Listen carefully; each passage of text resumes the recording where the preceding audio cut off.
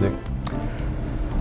Boom! What's up, everyone? Welcome to Simulation. I'm your host, Alan Sakian. Super excited to be talking about the future of healthcare. We have Dr. Tom Lee joining us on the show. Hello! Hello, hey. Thanks so much for coming on. Really appreciate it. Nah, it's been a long time coming. Yeah, long time coming. I'm super pumped we're finally doing this. For those that don't know Tom's background, he's a physician, entrepreneur, and man of mystery. He's the founder and executive chairman of One Medical Group, which is committed to providing the best primary care through exceptional quality, a world-class experience, and second-to-none technology. Most recently, he started Galileo, which is building the future of healthcare. And you can find all the links in the bio below to onemedical.com, as well as galileo.io, and his LinkedIn profile. All right, Tom, let's start things off with one of our favorite questions to ask our guests. What are your thoughts on the direction of our world? I already was joking about it before, so I can't say that anymore. The direction of our world. It is definitely spinning and orbiting. In the context of time, not much has changed. But I would say, you know, if there was an inflection point on life in Earth, it feels like we're in some type of inflection point. So that would be my short answer. Tell us more about the inflection point. Well, there's this whole trend towards expansion, singularity, obviously, right? And if you look at humans as an expansion form of that, and what we're doing to Earth, what we're doing to information and tech, you see some of that fabric splitting in society, on our planet, and in how we are just living our lives. That, you know, you really can kind of see this fork in the road of, does the world actually go in a negative direction and humanity go in a negative direction, or does it go positive and in a way that hopefully is a little bit more uplifting? But it does feel like we could kind of go down either at this stage, and one is very plausible. You know. What do you think is needed for us to go down the positive fork? It's a great question. I'm a little bit concerned our natural momentum will carry us down the negative path. It's hard to change human behavior, human instincts, our natural kind of biologic wiring. But if we were to say, hey, what could nudge it towards the positive? It is this kind of human factor, the bonds of social fabric. Are we actually going to pull together and really try to solve some of the tougher problems and tougher choices? I think it's just one of those things where if you can kind of, as a collective start to influence, our mindset probably more than anything. That's kind of my 2 bits. Yeah. What would be an important thing to influence with mindset on that social fabric side to get to that positive fork? Yeah, there's so many ways to cut this. We're really at a super high level. But if I were to say, hey, what would be kind of an influence that would be kind of cool? Just a broader awareness and practice of mindfulness, I think, could really start to tighten up the fabric of humanity a little bit more. I was never really a woo-woo type of person, but it's just pretty clear and apparent that the way our society is structured, the way tech influences our human brain, the counterbalancing force of meditation, mindfulness, puts people in a better place of connectedness, and I think that's what we're kind of lacking.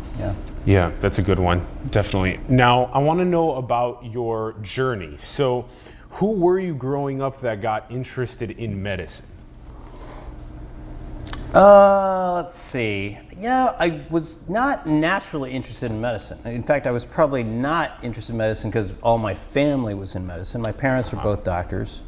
My uncles and cousins were all physicians at some level. So I was a little bit more of a contrarian. And I loved the sciences, I loved helping people, so that would naturally speak towards a medical career. But I also was a bit of a contrarian where I didn't want to do what my parents were doing. Yeah. So if anything, I kind of almost thought about doing a graphic design career. That was kind of something that was appealing to me. But ultimately it was like, what can I make a living at? And medicine seemed like a more pragmatic choice. So I rolled the dice. I didn't love the sciences, frankly, when I was in school. I thought that it was not really taught well, and it was just too micro, and it wasn't contextual for the way my brain worked. Yes, yes. And so some brains really love that shit. They love the detail and memorization of things, and mine was, I don't understand how any of this works or why it works, and so the patterns didn't make any sense to me. So, so basically, I rolled the dice, went to med school, and then once I got into med school, I was like, I love this profession because I can study, and the practice of the studying of medicine as an art and a science translated to human care. So it was much more of a direct connection. G proteins and biochemistry and p orbitals. It was hard for me to see how that helped you as a person. But anatomy, physiology, microbes, that kind of stuff made a lot more sense to me. So that was kind of when it was crystallized that, oh yeah, medicine is kind of cool, and I really dove into medical school with a lot of curiosity and fun. Yeah. So there's almost a sweet spot then in terms of one's understanding of the medical field at the micro level, as well as at this macro, more abstract, the application of the science and the art to the exact state of each individual human's physiology at the moment. So then it almost seems as though it was to swing ourselves more towards the direction of the application of all of the micro stuff is what is super important. Okay, so then when you were going through the process of, it was Yale first, then it was Stanford, and then it was the University of Washington. Kind of. I mean, kind of. You'd kind of move the hats around. Move the hats around. Okay. Sure. Okay. So, but those three, and then you were at UCSF. Yeah. Okay, and that was clinical faculty, and you were doing Hippocrates as well, the chief medical officer there. Correct. Yeah, and all of these kind of weird jumble orders. Yeah. So give us a synthesis of that time period for you. Wow. So. Well, yeah, maybe I'll describe the arc, which might have a little bit more of a natural thread. But maybe let's start with the discipline of medicine forces you to go micro, to our point, right? So you study the practice of medicine, but increasingly the way the healthcare system is architected, it encourages you to increasingly get specialized, do research, and focus on the micro. And so when I was doing my medical training in Seattle as a med student, I was doing rural and urban medicine, and then I did my residency in Boston at Brigham, very kind of quaternary care system, complex care.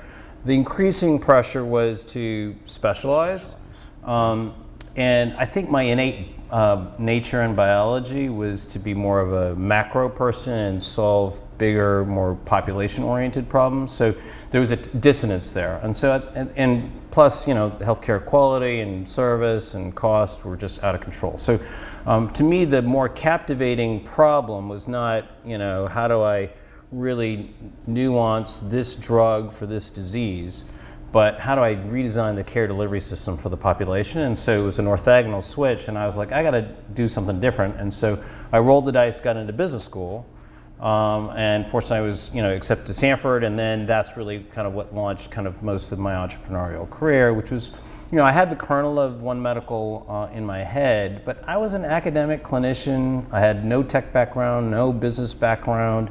I was a pretty classic physician where we didn't really understand or respect non-clinical arenas, particularly the business arena. Yeah. Wow. Okay, so we are so frequently pressured into the specialized forces that it is hard for us to take a macro generalist perspective on how to redesign population-wide healthcare systems. And so that is where going to Stanford and getting into the process of Hippocrates, and then ended up founding One Medical Group. And so that was 12 and a half years ago. Yeah, don't remind me, but yeah, geez, time flies.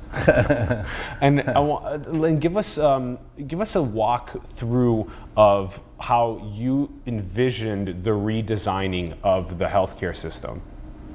Well, the vision was always the same, which is if you can have a nice high-touch experience around hotels, restaurants, coffee bars, whatever. Why is the doctor's experience so crappy? And then separate from that, how do you improve the quality of care, which most patients can't realize, right? They usually associate a long wait and a bunch of degrees as quality, and that may or may not necessarily be true. So I wanted to also design a higher quality model, and I was concerned about healthcare costs, so how can you design a higher touch primary care model that reduces total cost of care? So I was really interested in all these three elements. So there's the service side that patients can appreciate, but there's also an examination of quality and cost. And so, ultimately, it's just like any other entrepreneur. If you have a vision, you got to figure out how to build it. And the first version was pretty scrappy and low cost. I knew nobody would fund it, so I self-funded it. And you just get early prototyping, right? It's like no different than software development, except in the service design experience. And so we did a lightweight office. It was higher touch. I was doing the blood draws, the answering the phone, sending out the bills. But it allowed me to learn everything about running a practice. Yeah. So you just got to dive in, figure it out, and fortunately we figured it out. And then, every year you just improve many more things, and so now everybody goes, gosh, it's amazing, whatever. And it's just this whole stepwise process. There's no kind of silver bullets or things you can just do and suddenly you've got voila, One Medical. Yeah. So take us back to when you were you're wearing all of the hats, you're learning about the processes of running your own clinic. And then what was it like then designing it for optimizing the patient experience and then also the cost? Yeah, I mean, that's kind of the weird thing about One Medical is, people experience it as a high touch, a warm experience that's very thoughtful. And that's certainly hard to do, and you got to think about hospitality, and we learned a lot about looking at best-in-class hospitality across multiple industries, but that side is hard. But then you got to run it against an economic model. In a lot of free market economies, such as restaurateurs or whatever, you just charge a price premium to that's big enough to support the labor cost to do a high-touch model. In healthcare, because reimbursement is somewhat negotiated and fixed, right, through contracts, you don't have the luxury. You can't charge a higher code in the insurance world for a higher touch visit, right? It's the same. It'll reimburse the same. So you have to really think about lean and lean operations. And so most people don't know that One Medical is doing 10x the service at about a third the labor costs of traditional doctor's office. And that allows us to really kind of power the practice to make it work. But it's a little bit of left and right brain. You just got to hammer on both sides. How does it feel? And then what's the math look like? And the math is hard to do. Like, most people don't know the math of medical practices. In fact, most of delivery, they don't have a great understanding of the economics of what things cost, partly because they haven't been held accountable for it the way we pay for healthcare. Meaning, in the traditional insurance world, you get paid for stuff plus X, right? And so you're not paid for saving money underneath the hood. Like it's just not the mindset of most provider groups. So 10x the service, 1/3 the medical costs. Let's do the math. We'll do the math in a moment. The patient experience run, the NDI should be up right now. Do you see it? Okay, so the patient experience itself, you guys have how many of these? I think we're almost 80 or so 80. Across the U.S. Yeah, 80 across the U.S. And do you call them clinic? Offices or clinics. Clinics. Yeah, Okay. depends on who you are. Okay. We have different dialects. And so one of the things here is that the setting doesn't feel like a medical office. Correct. Was that one of the key design for the patient experience? Yeah, I mean, it's weird that this is considered now, what people should be aspiring to, but it just seemed obvious, 12 years ago plus. But the average doctor's office back in the day was, it's still what most doctors' offices are, small, cramped, somewhat faded chairs and dirty carpeting with old, outdated magazines and linoleum and plastic It's just if you're sick, the environment matters, and I think people don't appreciate the importance of that, and or what it signals. Yeah. That the physician actually cares. Right? Yeah. And so, if you think about most physicians, we're trained as scientists, and so it's not to the fault of the physicians. We're just mostly trained as scientists, and we don't fully appreciate the environmental context of things, and almost perhaps diminish it. If you go to the average researcher or professor, it's not like they have very glamorous offices. They're used to the quality of the work standing for themselves, not the veneer of it. But when you're a patient and you're truly designing for a patient experience, and you want them to feel cared for, you do have to pay attention. And I think that's kind of one thing that we said when we started off with One Medical. Yeah. 80, from 1 to 80. I love it, across the United States, and the appearance of these, as we get to look at them, it shouts, we care. We care about the design of what you've walked into, and like your feeling of being at home here. Yep. And so that's huge. And then now I want us to hit on how are the practices. So now I'm getting registered. I'm really enjoying your ambiance, but then I'm also going into where I'm actually working with the physicians in the back, in the rooms and whatnot. And then now teach us about the practices that One Medical, we'll get to the math stuff in a moment, but teach us about the practices that One Medical's physicians kind of embody with the deep art and science of medicine for each physician, or for each patient. Well, so if you think about an ideal doctor's experience, it has many, many different elements. Obviously the reception, the way that people answer the phone, the way you're greeted are a portion of it, but ultimately people are there to see the physician, right? Or the healthcare practitioner that they're booked to see. And if that clinical encounter is mediocre or low quality, it doesn't really matter, right? And so ultimately, the experience into the physician is an important part of it, but it's not the most important part. The most important part is the actual clinician that you're seeing. And so there's always a trade-off, because it's like, when you have a master chef, you got to cater to the chef and you got to cater to the customers. When you have pilots, you got to cater to the pilots and the passengers. Same thing with physicians. You got to cater to the patients and the physicians. So you have to be thoughtful about what it means to be a physician. And it is tough to be a physician in general, particularly in the United States, where reimbursement, the more you do, the more you get paid, and the payments have been kind of relatively flat on a fee-for-service real-term basis. And so if you're in primary care, which is reimbursed at a relatively lower amount because you're not doing as many procedures, it is a tough job. And so what we tried to do was first create some more airspace in the schedule so the physician can be a little bit more their best self. It's still hard. I mean, at One Medical, our practitioners see about 15 or 16 patients a day, which is much better than 25 to 30. Mm-hmm. If you go to the average primary care physician, they need to see about 25, 30 patients a day to make an income where they can afford a house in a lot of high-income neighborhoods, But it's a lot of work. If you think about, and the way I describe this to people who don't know what it's like to be a clinician, is if you go to an average business person, how many days do you have in any given day where you have 20 appointments, right, or 20 meetings a day? And imagine if you had even just one day where you're booked at basically 20-minute slots all day long. Every half hour you have one. Less than that, right? Yeah.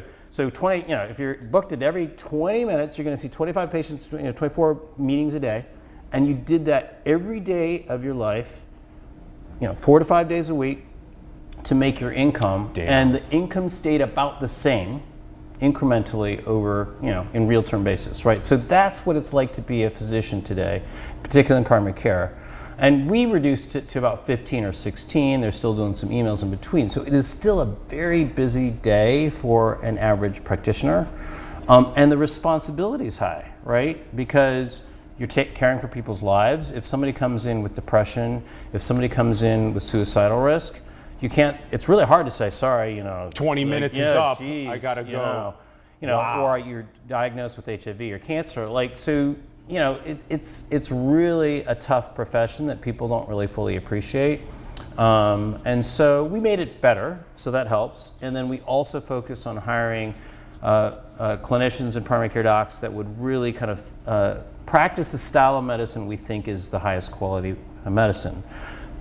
Again, that's a charged word, quality. Like, how do you define quality medicine? People associate quality in terms of checkbox lists and pedigrees and number of research articles. But at the end of the day, our thesis at One Medical is quality is the ability to listen and hear. Right? As a primary care clinician, you need to be able to communicate and listen and understand the issues. The medicine is in the medicine. Like, most people have a pretty good fundamental knowledge of medicine. Where clinicians fall off is where they're either too busy, burnt out, they don't care enough, or they don't listen enough. And if you're not listening enough, then you're not really understanding the core problem, and you're not really solving the fundamental issue for the patient. So a lot of it is giving our clinicians the time, resources, and really the mindset to really care for patients thoughtfully. And that's where you discover the undiscovered cancer, the undiscovered depression, the undiscovered XYZ that ultimately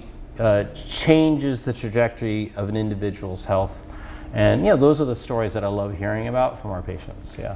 Whoa. So by changing the physician-patient experience from the 20-minute time slots, perverse incentive systems, this type of stuff, when we transition it more to I'm here to listen and get to the first principle things that are happening within you that are causing you to feel the ways that you are, and actually healing people's life trajectories towards health. Wow, that's what's up. Yeah, it is cool. I mean, kudos and credit goes to our team. Like, this happens because our clinicians are great, our support teams are great, our general tech and product and corporate team, they all work as one giant team to make it all work. And at front and center is the clinician with the patient. But that's where that payout comes, and it's fun to see. It's great. And now, what is the your ability to provide 10 times better healthcare at 1/3 the cost? How does someone do that? Yeah, that's obviously shorthand. It's really hard to measure these things, but the cost side is pretty clear. Meaning, most people would say this is a great service experience. So I think people would agree that the service level is certainly much better than the average doctor's office. The cost side is much lower in the sense that we've redesigned the whole practice, and none of it is easy. But you can run it apples to apples, and it's a combination of two things. One is most physician practices aren't really run very efficiently or well. If you go to the average doctor's office and you see people running around with paper and or antiquated machinery and systems, it's not hard to see why it's a little bit inefficient, right? And going back to kind of our earlier statement, docs aren't trained to be business people, managers. They're trained to be scientists and compassionate individuals. So it's not a surprise. And then when you take a really complicated insurance reimbursement system and ask physicians to lead them in small practices, it's not really a recipe for success. So part of the physician practice is they've overhired labor to manage a process that ends up being more inefficient, and then they need to see more patients to support the labor costs. So it's kind of a ratchet. And so it's really hard to unwind that when you're a busy practitioner. We started from scratch. I had obviously a business background, and we were pretty neurotic that every kind of thing that we did to support patient workflow and administrative, we would do it better, faster, and smarter using technology. So by using kind of better system design and technology, it allowed us to lower our overhead while not sacrificing anything on quality and service. Sweet. And so that generated a margin that allows us to take on professional capital. which allows us to expand and grow more quickly than the average doctor's office. So all these things were necessary components to make the model work. And then give us a bit on the efficiencies that the physicians have within their work with patients. The electronic health record or medical record is something that's really big, and Rob Lustig's on the show, and he's talking about how bad it is, like the lack of eye contact when I have to take notes as a physician at the same time. So teach us about, because the future seems like it's being able to take a voice-to-text transcription and parse it for those key healthcare points and stuff like that. Yeah, sure. So certainly, at One Medical, we designed our own electronic health record. Back then, that was a bit of, heretical. People were like, "You're doing what?" You got whole companies with hundreds, if not thousands, of engineers, billions of capital invested, and you're going to start up an EHR within a practice model, right? Most people thought that was pretty crazy. And we were probably the first to really pioneer that. And it was early tech days. This is really old stack Ruby on Rails type of tech. But we built it, and it was a good V1, and then we've migrated it over time. We're now almost fully upgraded to the new system, which is, I think, one of the best-in-class EHRs out there. And it's designed because, the reason why it's so much better is it's designed towards speed and usability. Most EHRs are designed to sell more EHRs. And so how do you sell EHRs? Well, you check all the boxes, and it has this many features, and the procurement team checks, hey, it has these systems, and the perverse incentives. Yeah, so there's really a lot of weird stuff out there, and they're not really designed to meet the clinician's needs. They're really just designed to check the boxes of all the constituents who make the purchasing decision on what tech systems to do. And frankly, there aren't that many options. Most of the tech systems are really mediocre. So it's not surprising that there's a whole uproar about it. When you remember what we talked about, most clinicians are on a 25 to 30 patient day schedule in primary care. So that already is not a recipe for success. It doesn't matter how fast that EHR is. You got very little turnaround time. It's like imagining, that you got to turn around a plane in 30 seconds. It doesn't matter what garbage bags and gloves you got, you still only got 30 seconds to turn around a plane. No different. Like there's no speed system there. So at One Medical, we obviously only see 15 or 16 patients a day. More airspace, more time between visits to kind of really thoughtfully put stuff in. And then the design of the system is much faster. And I would argue that it's probably one of the best systems out there today. And those all work together, but it doesn't come for free. The margins attract the capital, which allow us to invest in the software design. Okay, cool. That's how it works. Yep. Right. Okay. If you're an average practice, it's really hard to design your own EHR. Today, it's a little bit easier. The tech stack is a lot more scalable and efficient today. Yeah. And then the physicians, even though they're only seeing 15 instead of 30 patients, they can still afford to have like a mortgage and whatnot as well. Yeah. So their comp is at the top end of the scale for primary care, and it's still, look, the economic equation of being a primary care physician is still not super optimal because most medical schools put people into hundreds of thousands of dollars of debt. You're in a non-income generating environment for 7 years post-college, building up a debt, and then you're starting to generate an income. So, people don't go into medicine because they want to make money. They want to take care of patients. And economic equations are increasingly challenging. In the past, they were probably almost too fat. It was almost too rich of a job. And it's leaned down enough where now the equation's a little bit more challenging, which is why you see a lot of med students end up being specialists. Yeah. Things like becoming a generalist, the insurance reimbursement systems, these things, correcting the perverse incentives, these things are slowly happening in healthcare, and it's cool to have entrepreneurs that are also physicians that take the reins and say that we know how to design this better. That leads us to Galileo. Oh, yeah. All right, so what's happening? This is a year and a half for you now. Yeah. And so Galileo is building the future of healthcare. Let's teach us about this.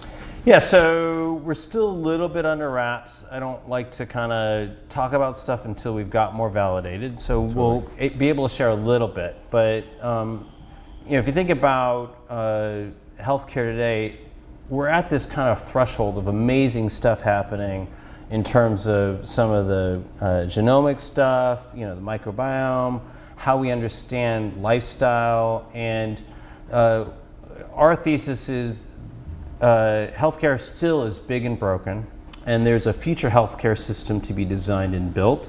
And One Medical is, a way to kind of say, hey, how do you make the current system work better?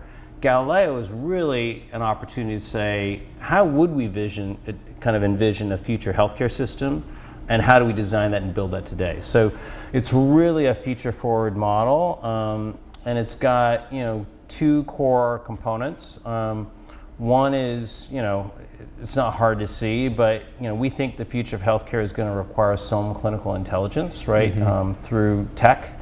And so how do you start designing and building a framework around that so that we can make smarter, better, faster decisions that are higher quality given an overwhelming amount of data on any individual? So that's kind of one aspect of what we're building. So then you need to get you need to get my biometrics on like a constant stream basically through technology, and then be able to maybe predict.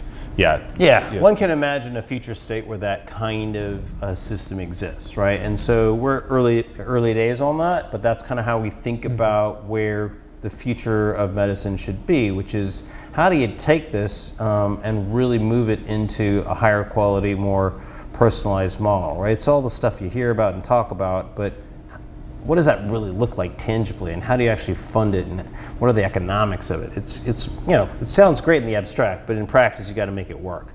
So that's one part of it. So we have this kind of tech-heavy component to clinical intelligence.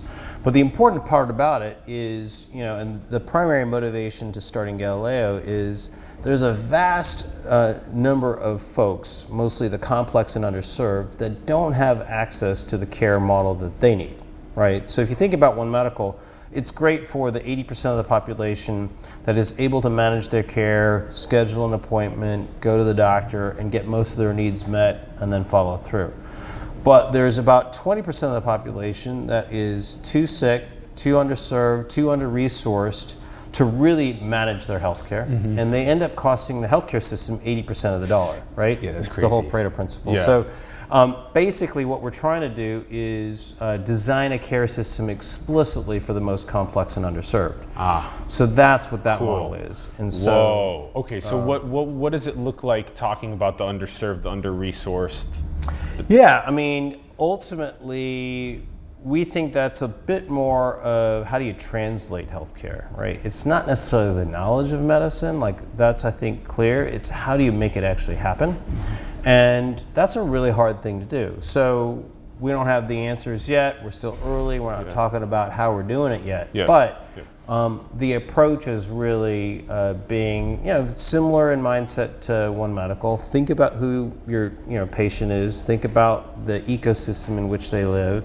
How do you really meet them where they are and solve their problems so that they are healthier and hopefully lower cost for the healthcare system? Because then the savings can then be reapplied to other problems. Yeah, so not only do we get the healthier people, but then a vast majority of the spending gets opened up for other things, education, all other aspects. Yeah, you can of do our a lot life, more things. So right now, the system is just poorly designed to take care of the sick and complex. I mean, I've worked in a lot of the best healthcare systems in the country, and the practice architecture is really not designed to really proactively care for the sick. And so we hope they come to the office, we hope they follow up with that cardiology appointment, we hope they're able to get the right resources to show up to X, Y, and Z appointments.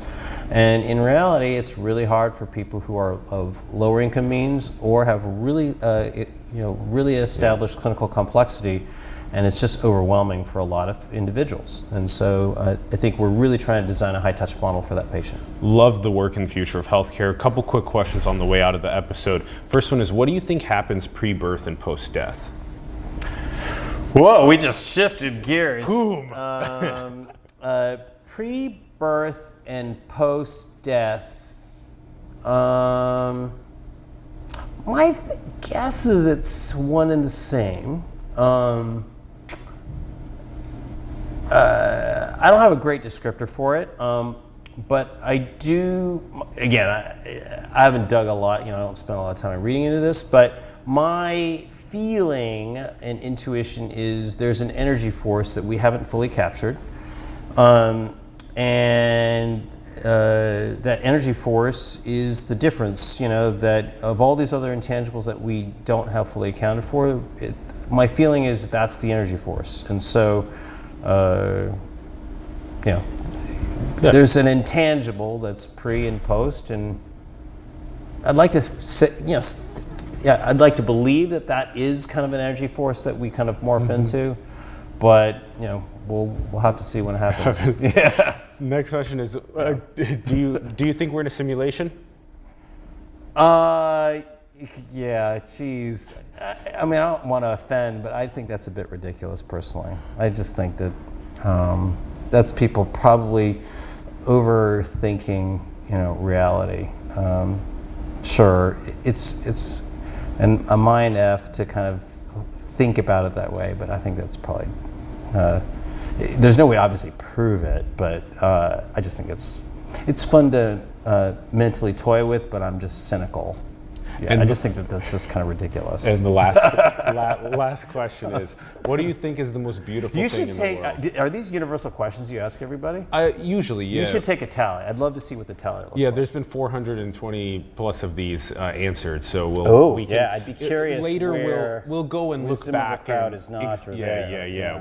This is why we're building out the database, and then we'll go scrape it for all the important information like this. Okay. Last question is, what's the most beautiful thing in the world? Oh, wow.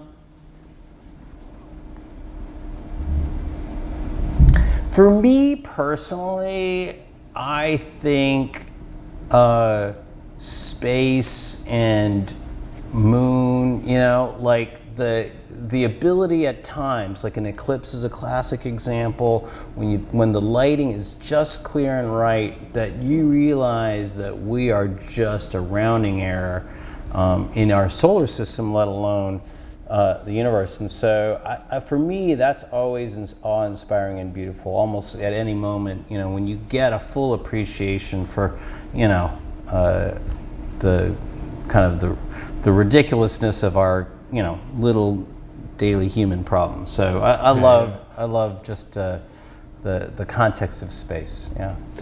This has been such a fun episode, Tom. Thank you so much for coming on. We really appreciate it. We'll see. But it's obviously been long and glad we're able to do it. Glad we were able to do it. And for all of those that watched, huge thank you. We greatly appreciate you watching. Give us your thoughts in the comments below on the future of healthcare. We'd love to hear from you.